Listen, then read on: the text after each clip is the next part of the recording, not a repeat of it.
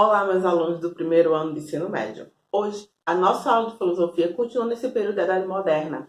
Na aula passada, a gente viu a questão da Revolução Científica, até passei a atividade para vocês e um trabalho de pesquisa para vocês me entregarem na aula de hoje, da aula do dia 7 do 8 de 2020, só para reforçar esse aviso. E a gente vai ver um pouco, até citei na aula anterior, quando a gente viu a Revolução Científica, a questão do empirismo e do racionalismo. Então, hoje a gente vai começar a estudar sobre isso, sobre a questão do racionalismo e do empirismo.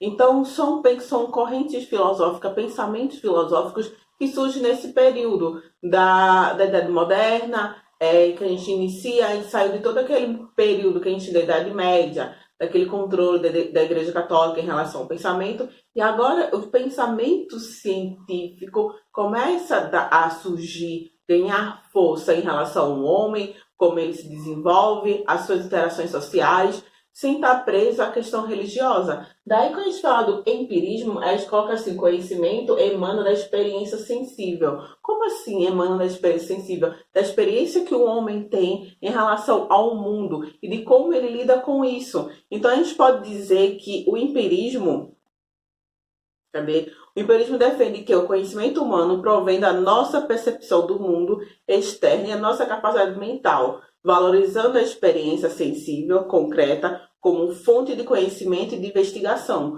Então, ele vai ter essa experiência com relação ao mundo, de como ele percebe esse mundo e de como ele vai vivenciar, de como ele vai interagir com essas experiências e com isso ele vai obter o conhecimento. Então, não era como na Grécia Antiga que falava que o conhecimento vinha da primeira parte do indivíduo, mas sim nessa questão do empirismo, mais do que ele está ali no mundo externo, vivenciando. E isso eles vão desenvolver método científico não só para comprovar essas existências, desde matemática, física, química.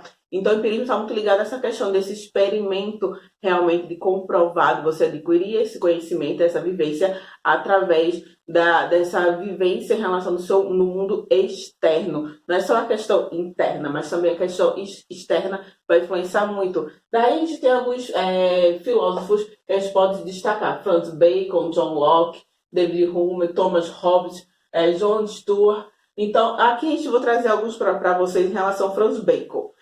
Ele traz que uma das frases que ele usa muito, saber é poder. Como assim saber é poder? Se você está naquela experiência, você está vivendo esse mundo externo, pois compreende o desenvolvimento da pesquisa experimental, aumenta o poder dos homens. Como assim essa pesquisa experimental? De como ele vai vivenciando, de como ele vai lidando com as situações do dia a dia e fazendo essas experiências. Experiência de resolver as suas dúvidas, seus questionamentos. Então, através dessas experiências, que ele vai obter esse conhecimento e esse resultado, da qual ele busca. Com isso, ele dava que a importância ao método do indutivo e de experimentação. Bacon citou duas operações básicas pelas quais a indução deve passar, a negativa e a construtiva. Do tipo, primeiro você vai experimentar, vai fazer essa experiência, e da qual você pode ter, não só acontece o que nessas experiências, erros, é comum.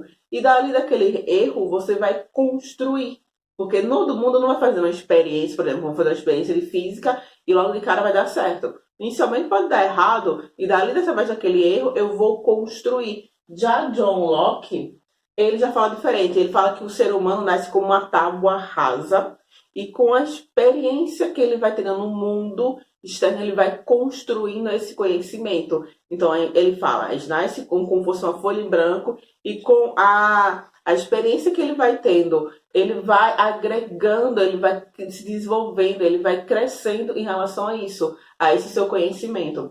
Já David Hume, ele fala da questão do hábito que você está ali diariamente. Por exemplo, o hábito que você sabe que o sol está nascendo. Essa concepção você tem. Dali você vai ter não só esse hábito de observar, de você estar ali vivenciando aquele momento, aquela realidade, certo? Então, o hábito, os costumes que você vai ter diariamente é o que vai construir você também.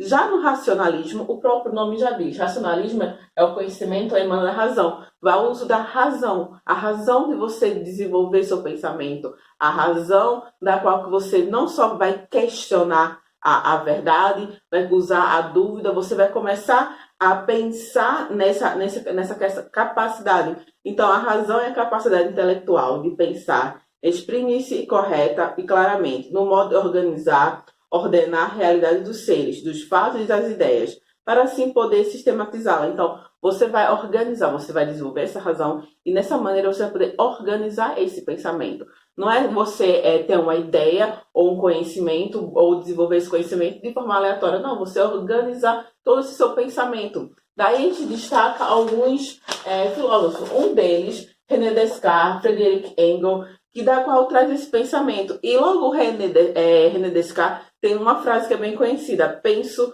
logo existe. Essa frase é bem fala em relação a René Descartes, que ele fala: a base do seu método é a dúvida. Todas as nossas crenças e opiniões para ele, tudo deve ser rejeitado se houver qualquer possibilidade de dúvida. Então, através dessa dúvida, desse questionamento, que esse homem vai adquirir essa razão, certo? Então, ele fala, quando ele fala penso, logo existo, não só desse ser pensante, mas também desse ser que vai questionar, desse ser que vai ter essa dúvida e que logo nessa dúvida vai fazer sair dessa zona de conforto. Então, quem era René Descartes? Ele era na área de matemática, então também um filósofo, e que vai desenvolver esses questionamentos e que através da dúvida ele vai construindo esse pensamento.